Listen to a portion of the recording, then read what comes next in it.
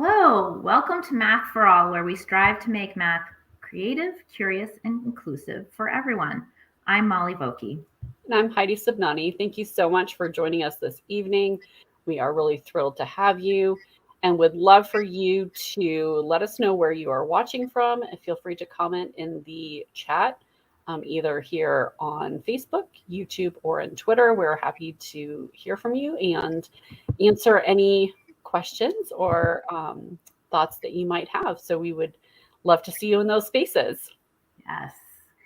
Yes, and we have a very exciting guest today. This is a first for us. We're going to be talking about this question. Given the increasing number of legislative attacks on the rights of LGBTQ, I didn't even say that in the right order. Well, I got it all though. Plus people, especially LGBTQ plus youth, how can math teachers show up for these students, families, and colleagues? So this is a pertinent subject right now, and we are happy to be talking about it with Brandie E. Wade, who I'm going to introduce. Dr. Brandie E. Wade is a queer Latinx activist, scholar, and mathematics coach. She is the founder of the educational consulting company, The Queer Mathematics Teacher, QMT. Brandie's work through QMT is focused on the ways in which students' intersectional identities manifest in mathematical spaces and how to rehumanize mathematics for all students through the use of critical and queer pedagogy. Brandie, along with Dr. Leah Owens, co-founded the Radical Pedagogy Institute, a collective of educators who believe in the transformational power of radical pedagogy and local political organizing. Prior to launching QMT and the Institute, Brandie worked as an assistant professor of teacher education and taught middle and high school mathematics. So let's bring her in. Hello. Hello. Welcome. We are so happy that you're here. Thanks. Me too. Happy to be here. Yeah. We have been looking forward to this for quite a while. And I know. Always love to start with this question. And you can take it whatever direction you would like. What is your math story? Yeah. So my math story is actually, I think, intricately connected to my queer identity. So I'll talk about that. I think it's important, though, that I first talk about the word queer, because there is a negative connotation to it historically, because it was used in a derogatory sense to refer to LGBTQ plus people in the past, but it is being reclaimed by many individuals in the community, and I am one of them, but not everyone who is LGBTQ plus likes the word, so it's something that I like to say in honor, but the reason that I use it, and I think it's important to explain why, is I use it because it describes a broader range than the LGBTQ plus, I think, of identities that are part of the community, and honors the queer people of color activists that came before us that kind of started to reclaim that term. And then also I think it really just like has more fluid boundaries or lack of boundaries. So like if I identify as queer myself, if you know, my identity is evolving all the time. So, you know, if something changes, I'm still queer. It's just a matter of like, you know, just a little bit more queer or whatever. A little bit of a different flavor queer. So that's why I use the word. But my math story actually connects to the queer identity because I didn't come out until I was an adult, until I was in my 20s. But I feel like a lot of queer people feel like when they're young, like they know something is different. They might not have the words for it. They might not have the representation to kind of be like, oh yeah, that's me. You know, that sort of thing, especially, you know, whenever I was growing up. But, you know, there's always that sense, and growing up, having that sense kind of made me really, I was a very high-strung child, but I just was. And because everything made me anxious, because I didn't know, like, why I didn't fit in, or why, like, you know, I didn't understand the rules that everyone else seemed to be following. Like, they didn't make sense to me. That's just not how I was. And so, you know, that really drew me to school in general, because I felt like that was one thing that I could control and I understood. Like, oh, I can like figure out this game and I can win it, kind of thing. And math really felt like that for me, because I was taught it in a very procedural way. Like, I never expected my teachers to, like, you know, push me outside my box. They would just kind of like leave me alone to do my thing, which I, on the one hand, was good, but then when I got into higher level mathematics, it was really detrimental, because then I just was filled with anxiety anytime I had to think outside of the box at all. And it wasn't until I came out when I started thinking about, oh, okay, like, you know, these boxes, these boundaries, that's not what, I'm not gonna let myself be confined to those. And then that also started to translate to math, and I'm like, it doesn't matter. It doesn't matter if it's wrong. It doesn't matter if it's like a weird way that I got the answer, or it took me longer, you know, or it's creative. So that's kind of where I am now. That's a really cool connection that I don't feel like I would have made without hearing your story. And I kind of love it. Like, I'm not queer, but it kind of makes me want to be like living outside the box. You know what I mean? Like, this is what we talk about in math all the time. But that's pretty awesome. Yeah, it just makes you, I think, I mean, there are definitely what we call heteronormative queers, which very much like, they're like, okay, I'm queer, but I'm still going to look for like these boxes to fit into. But like, I think that queer has the potential to just give you this sort of questioning stance. And there's this beautiful quote by Ocean Vuong that I actually have it as my email signature. It's like, being queer made me look for new possibilities and question things in ways I never would have before. And I think that's really beautiful, and has really, really helped me grow, you know, in the last decade and a half or so. So I wonder, and if you had been taught math in a different way, or been given access to it in a different way, if that would have made a difference earlier in your general life story. Like, I mean, that's like a big, we have no idea, but I'm like, I don't know. It makes me wonder that, like I said, I was drawn to math because it was very rigid, and I was not ready to be outside of that rigidness. But I actually run a professional workshop series in the fall and spring, on how to queer mathematics curriculum. And last night we had our last session, and someone brought up, like, you know, the idea of using poetry in math. And I was like, well, that's already queer. Like, that's already like thinking outside of the box. Like, it's different. It's not like you're already bringing something queer.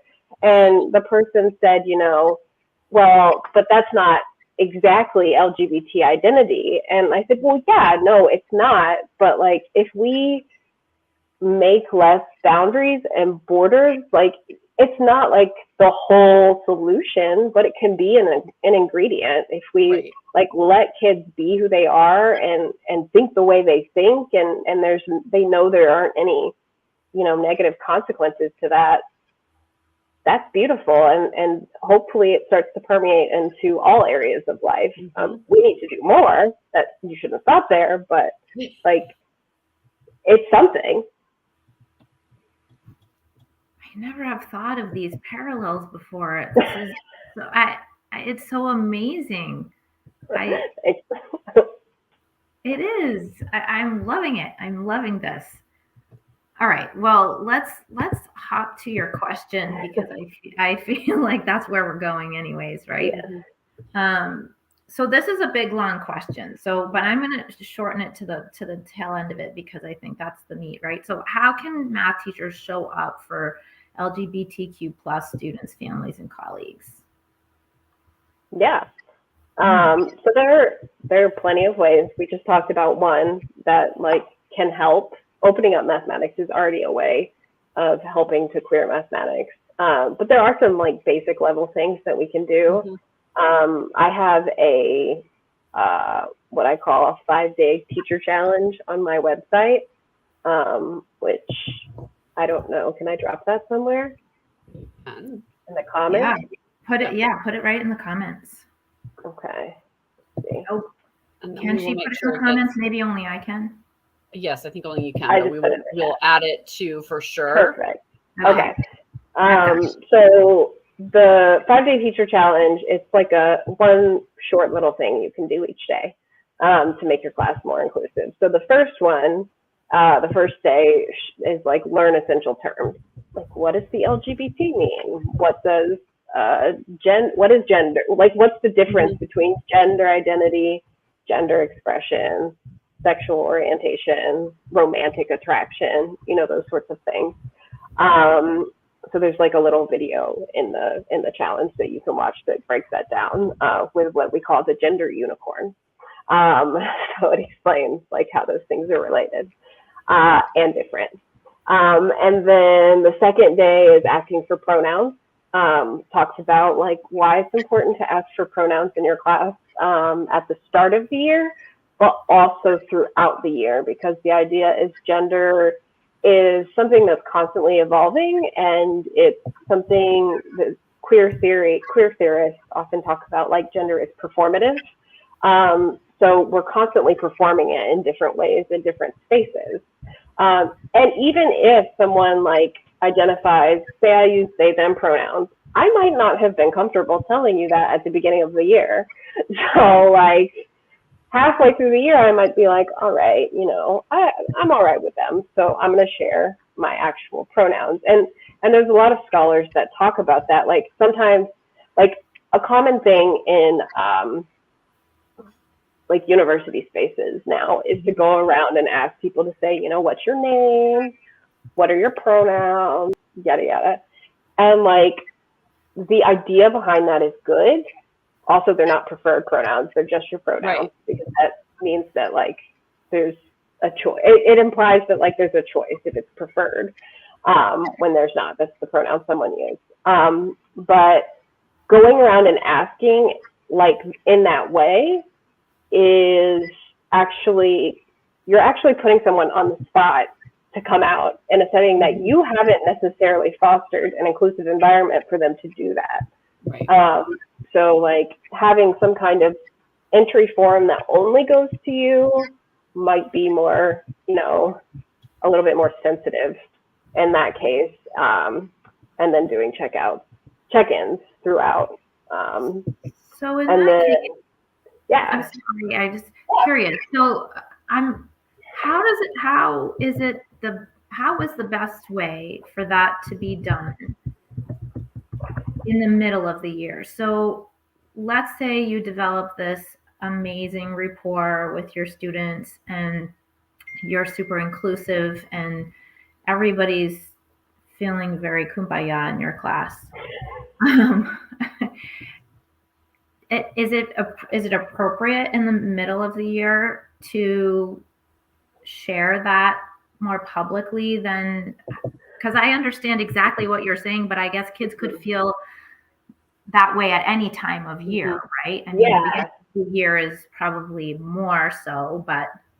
Yeah, that's a really good question. And I think part of it is kind of being in conversation with the child and understanding, like, so say you have this form. It doesn't have to be a form, but that's what I'm going to say. We have a form. And the question is, what name would you like me to use for you? What are your pronouns? And then oftentimes, like leading LGBTQ plus organizations like GLSEN, GLSEN, they have suggestions of saying things like, are there any scenarios in which you wouldn't like me to use this name? Are there like a different name? Are there any scenarios in which you'd like me to use a different pronoun? And that's a good clue to you that they might be out to you, but not to other people, like their family or their classmates or, you know, so forth. Because that is helpful. And like, it doesn't necessarily have to be that same form throughout the year. Something that I do in my classes is I often try to do at least a weekly exit ticket. I try to do it more often than that, but at least a weekly exit ticket that's like, you know, what are you thinking or feeling in relation to what we've learned today? Is there anything you want to tell me? Like, and sometimes those things come out on that, like, you know. Any number of things come out on that. Yeah, exactly.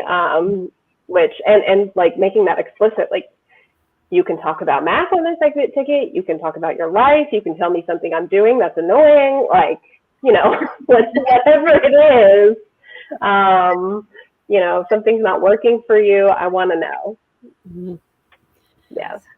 Well, I think that's such an interesting thing, that trusting relationship. I think that in giving people the space for that, just reminds me of it, like there's numerous cases of adoption in my family, and in some cases you wouldn't know, and in others it's like glaringly obvious because we're different nationalities or whatnot, and you know, some of us have more melatonin than others.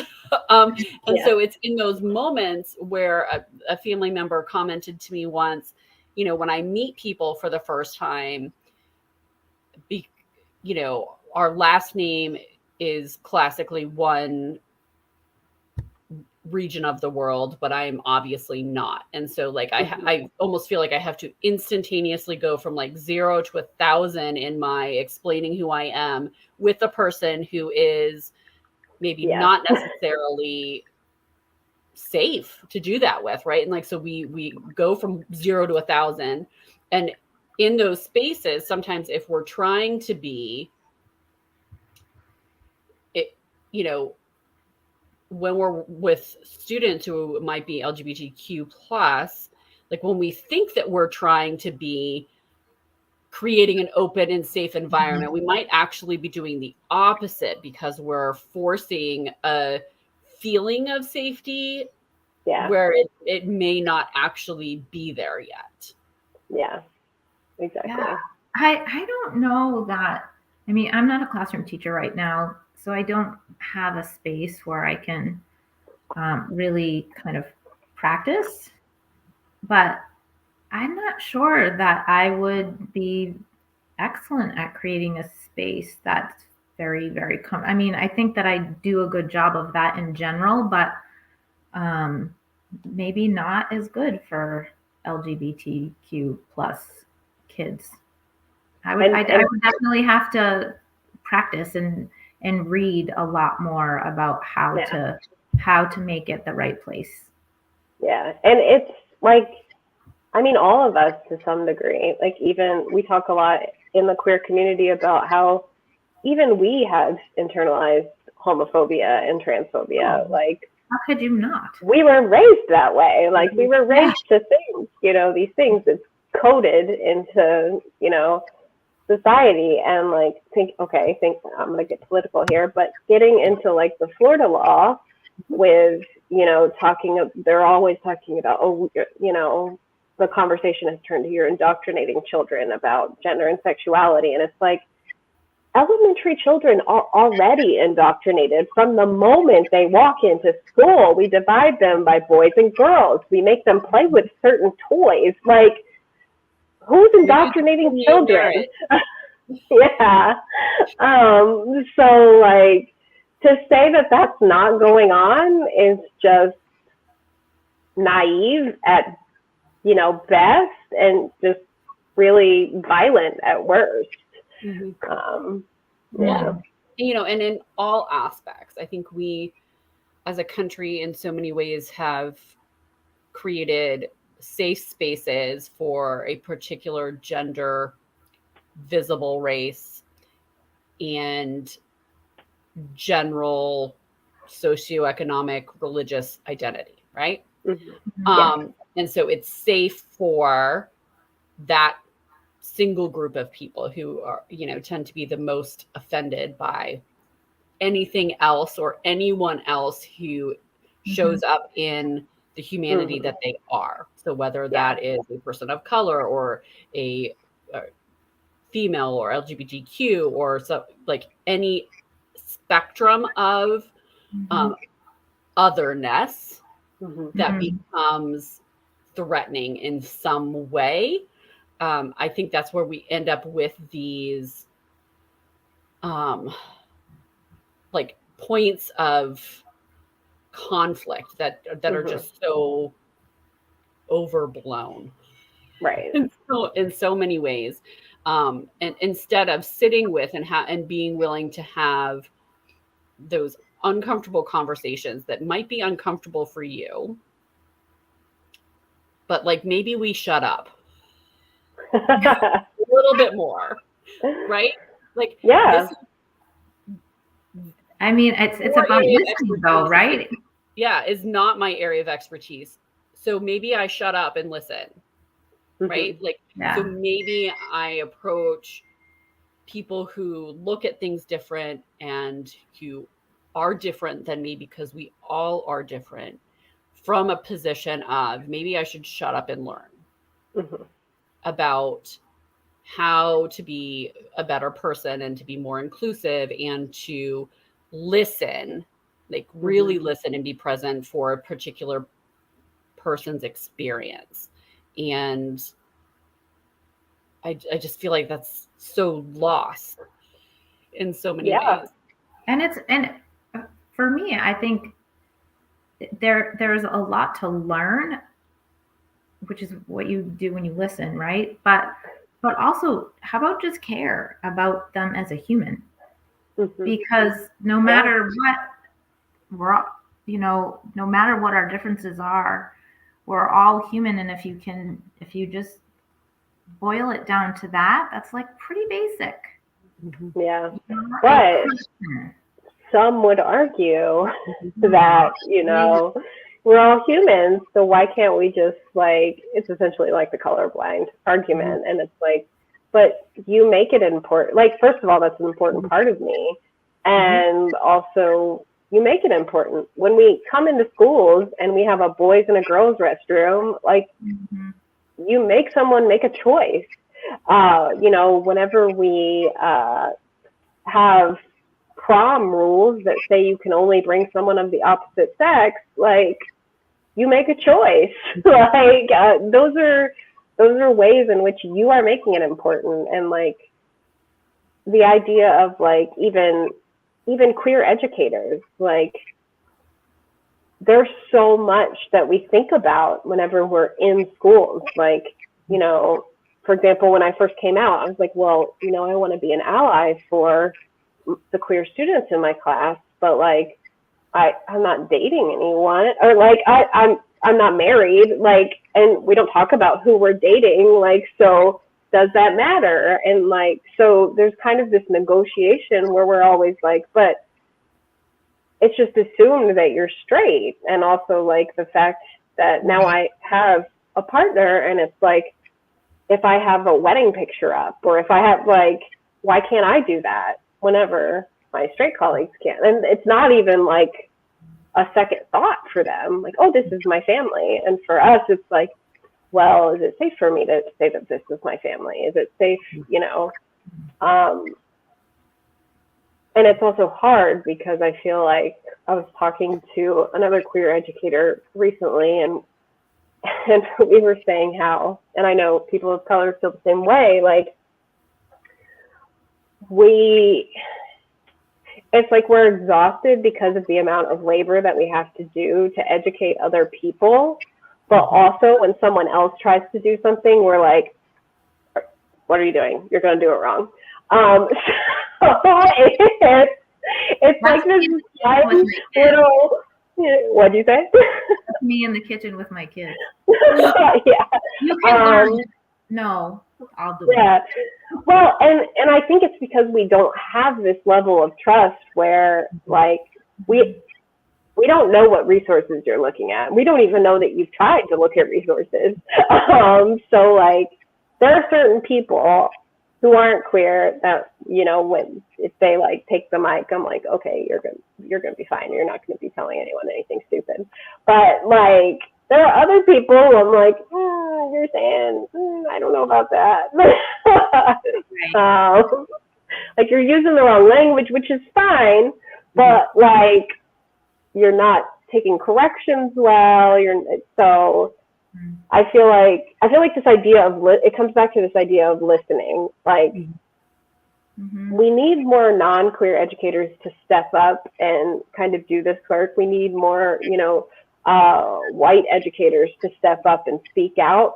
But we also need a lot more listening and a lot more, like, even the ones that do the work, like, need to do a better job of being like accepting feedback and being like, okay, yeah, I messed that up. So, you know, I think I think you're right in saying that that's the same or a similar experience for white people trying to make a mark in, you know, the Black Lives Matter, and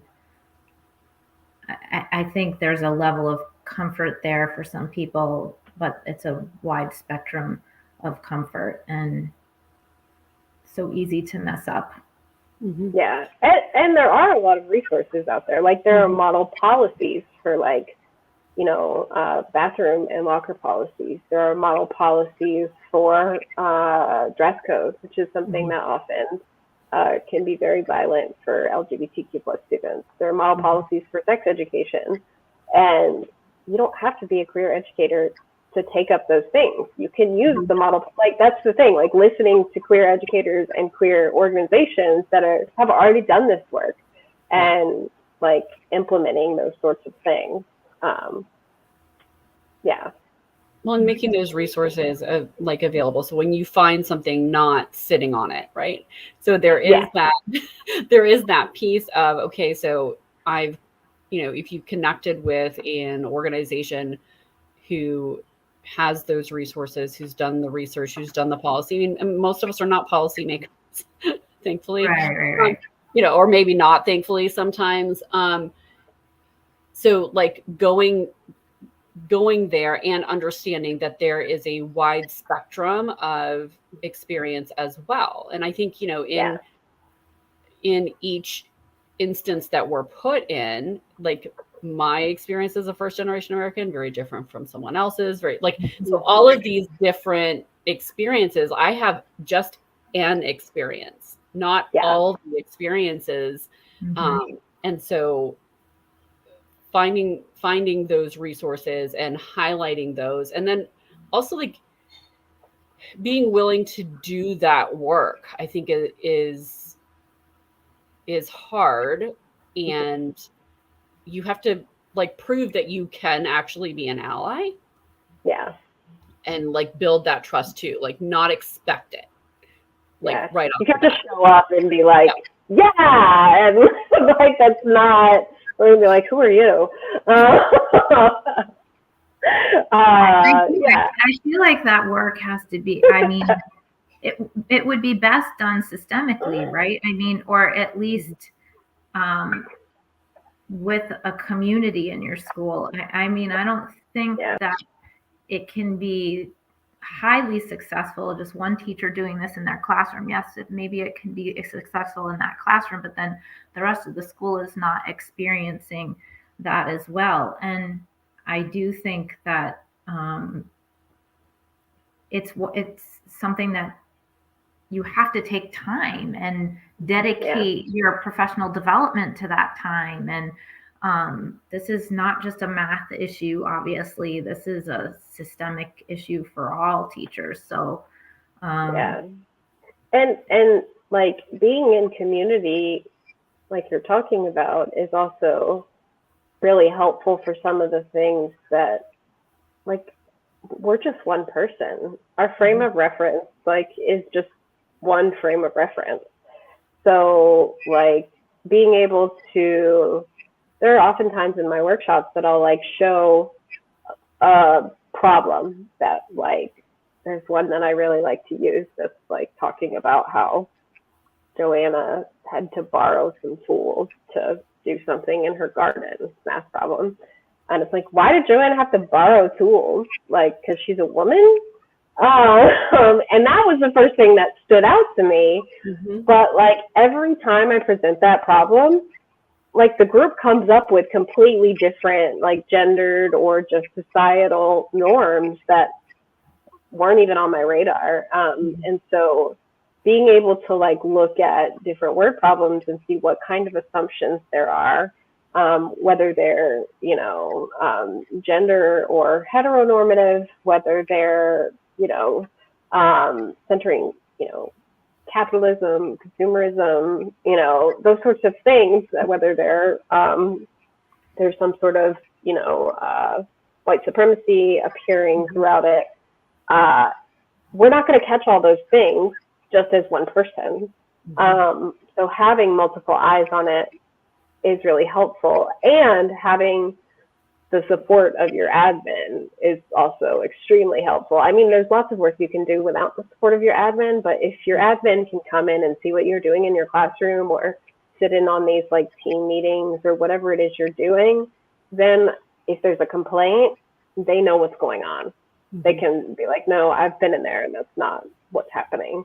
That's not always the case. Sometimes admin is not super supportive, but there's always something you can do. You can remove harmful language that's binary. You can, you know, put up a poster of support. You can do these pronoun check-ins. Like there are certain things that we can do, even in states with these restrictive laws, that shows that we see you, and we support you. And then just advocating for more inclusive policies throughout and speaking up against homophobia. Like there's so much. GLSEN does a national climate survey every 2 years. And I think it's the last one that has come out from 2019, 86% of students reported that, LGBT students reported that they were harassed or assaulted at school. Like it's 2020, that was in 2019, but like, and there's still 86%. And even in states where, like New Jersey, I'm in New Jersey, and there's laws that you have to teach LGBT history, and you think of New Jersey as probably a more progressive state. 64% of students reported that they had experienced, you know, harassment or assault at school, and 11% said that they had heard homophobic remarks from staff. So like, this is happening in all, like it's still happening in all sorts of states, progressive or not.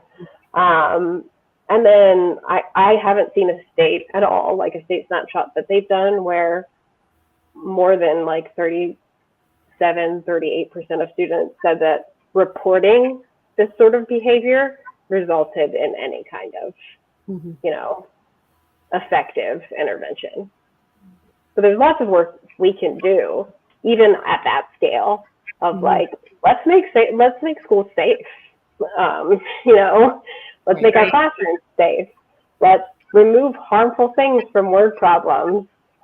Let's teach mathematics in more open ways. Yeah.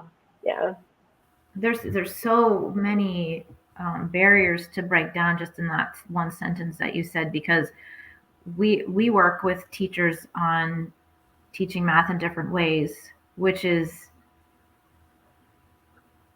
typically not political. At least it's not political in our state, but like Massachusetts, generally not. Yeah, but I mean, it's not even considering, you know, when you just talk about just that one thing, it's not even considering the LGBTQ plus community or race or anything like that, and that is hard enough without adding to it those things where people can have an additional personal opinion about.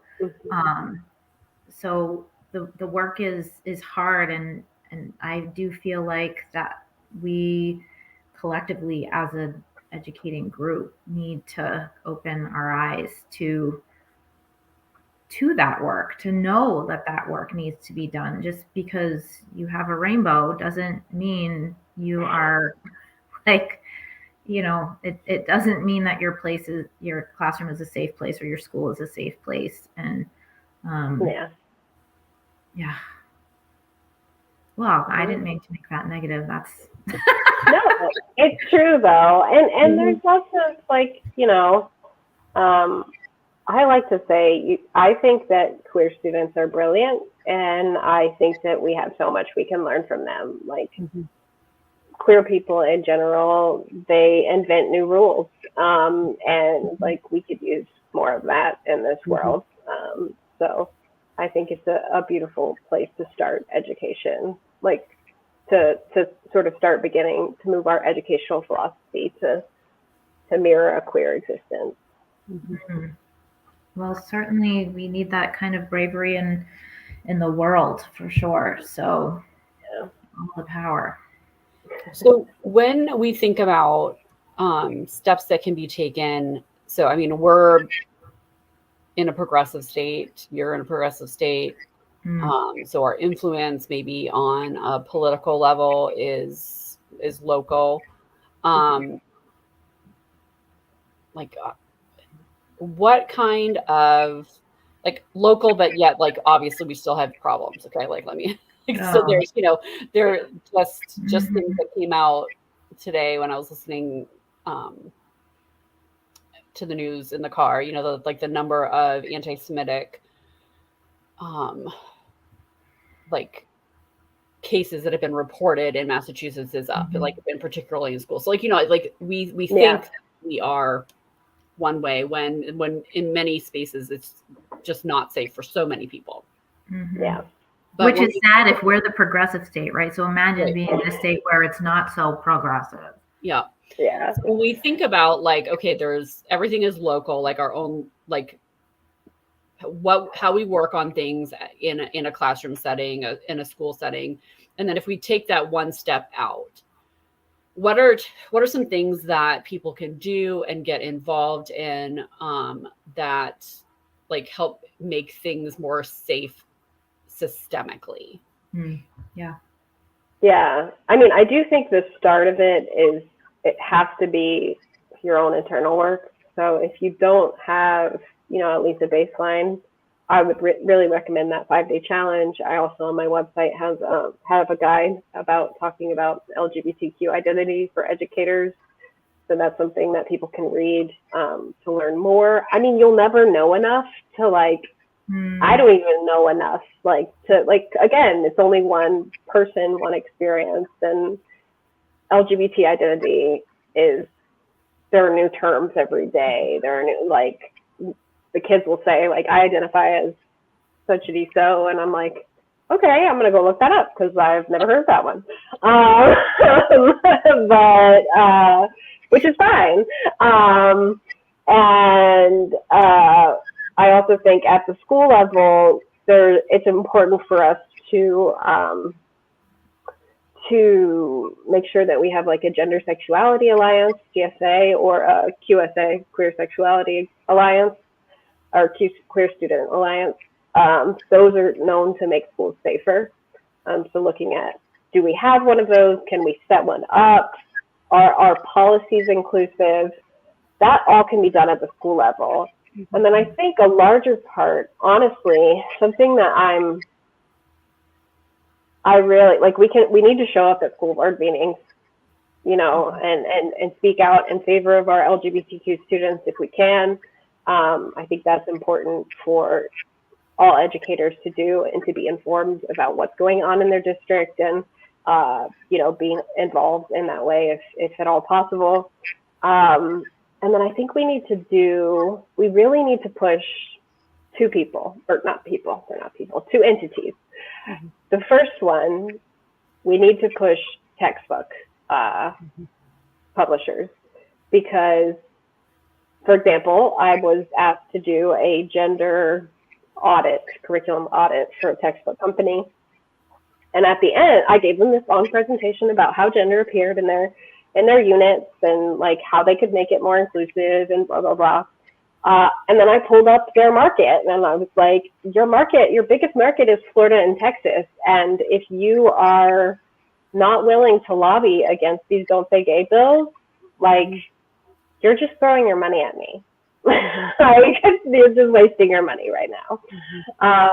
So kind of having these conversations and pushing them to speak out against these things. And the other ones are national organizations. Like, I'm sorry, but NCTM has never said anything really in support of LGBTQ plus students. It's been very apolitical, very like, we're going to stay out of it. And if you look at any posts, usually all the resources that they have are either from, there's one from Dr. Catherine E, there's one from Dr. Lori Rubel, and there are a few from me.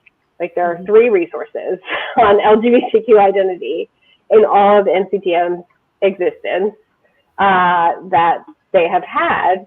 And those are the only posts that ever get like mad faces or, you know, so because we're not speaking out. And I think that's really important to push organizations, to push book publishers, to push our district leaders, being in conversation with them to see the importance of these things. And how it's harmful. I mean, like, I think it's somewhere around 92% of LGBTQ plus students over the course of the pandemic noted that the politics, the CRT bills, and the Don't Say Gay bills, the anti-trans sports bills, those, they noted that all had significant negative impacts on their mental health. So the kids are paying attention. They know what's going on, and we need to speak up because it's impacting how, like, you know, if their mental health is being impacted, if they're being bullied at school, they're missing more school. Their GPAs are lower. Their self-esteem is lower. Like, these all have consequences in our math classes. And like, think about when kids miss your class. Like, they miss a lot. Think about how much class you could miss if you're being bullied and you're like, I don't want to go to school. You're probably not going to make it to or past Algebra 2. Like, so, yeah. Lots and lots to think about, to do. Lots. Yeah. So let's end on a positive note. Yes. All right. What was your question, though? No, that can wait. I don't know what the positive note is. The positive note is that queer kids are wonderful, and they are resilient. And I mean, I think the statistics is 1 in 6 Gen Z identify as LGBTQ+. That's a lot. So the acceptance rates are going up, and we just got to keep speaking out for them. We're the older ones. Right now, we're the ones that have control of the legislatures, the laws, of, you know, those things, and we need to push our peers and our representatives to pass laws that are in the best interest of children, which they're not currently doing. Right. Yeah. So how can people learn more about the work that you're doing and get more information? And we referenced your website a couple times, which we'll put up here again in a moment. But what are some other ways that they can learn more about what they can do in their own practice and in their own system? Yeah. So I'm active on Twitter. Those are my handles on the bottom. I have 3 We've already talked about how she has 3, everyone. I know. You can do it. You can follow. I'm not really sure how you handle Twitter. My colleague, Dr. Leah Z. Owens, helps manage the Radical Pedagogy Institute, and we have an intern to help us with that as well. So I don't do that one, but at least not alone. So I'm active on social media. That's my Twitter handles. I'm also on Instagram with the QMT handle and Rad Pedagogy Institute handle, and then Facebook and LinkedIn. And then there's my website, www.thequeermathematicsteacher.com. So people can go there. There are ton of free resources. There's what I call the Mathematical Queries Hub, which is a bunch of LGBTQ plus culturally responsive math tests. Currently, I think there are 6, but it's growing. I try to write one every few weeks. And then there's a legislative tracker, so you can look at what legislation there is in your state that's anti-LGBT or anti-CRT, and groups that are on the ground in your state working on like fighting against these. So you can donate to those groups if you want. There are posters that are LGBTQ inclusive. There's the 5-day teacher challenge, which is free. And then there are also some paid things, which is the guide of how to talk about LGBTQ identity. I have 2 courses. One is asynchronous and one is synchronous. The synchronous will be offered again in the fall for how to make your classroom your math classroom specifically, more LGBTQ plus inclusive. And then through Radical Pedagogy Institute, which is www.radicalpedagogyinstitute.com, we have an upcoming summer conference that's going to be in July 11th through 14th in New Jersey. And it's 4 days. We're going to look at what's the political landscape currently in education. We're going to do some research about, how we can come up with action plans to start to engage in activism, to sort of work to change some of these harmful laws. We're going to learn some organizer strategies, and then we are going to check in with the participants throughout the year with their plans to support them. So that's over the summer. And then we're also developing an asynchronous CRT course that should be up in June, I believe. You can learn more about CRT, why it's being attacked, what it is, what it isn't, and what you can do about it. Excellent. Awesome. So just 2 things.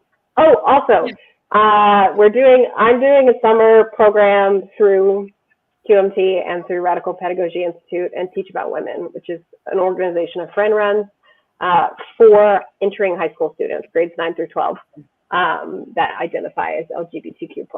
So it's a summer enrichment where we will be doing queer math and centering queer joy. Love it. Yeah. Love it. Well, you have your hands full, so we're going to have to check back in with you at another time how things are going. Yeah, Sounds and good. you have a newsletter as well, correct? Because I do. Yeah, so I would recommend everyone subscribing to that. I have subscribed, and it's just another great resource if you're looking for something like in your hand. Yeah, and it's free. You get like a tip a week. I won't like blow up your inbox, but you can get small little tips each week. That's great. That's great. Well, we so appreciate you taking time out for us this week, and we're thrilled to have had you here, and we're clearly going to have to check back in and see how your work is going. Thanks. And thanks for having me. I really appreciate it. I enjoyed talking with y'all. All right. Thank you. Thank you so much. All right. So much to think about. Yeah. It makes me want to have my own classroom again so that I can dive into this stuff and be an advocate. Mm-hmm. Wonderful. So in a couple of weeks, we're so excited we get to, and that is spelled completely wrong. Poor Sunil. Yeah, our friend Sunil Singh will be here. Yes, on May 11th, and his name is Sunil, not Suni. So we'll call him by his correct name when we talk to him. So please join us for that. He's going to be showing off his new book and talking about chasing rabbits. So math stories. So some of our favorite things to chat about. Yeah, we've talked about that a little bit this year, right? Yep. Yeah. So thanks for joining us tonight. And we hope that you will keep math creative, curious, and inclusive for all. Good night, everyone. Bye.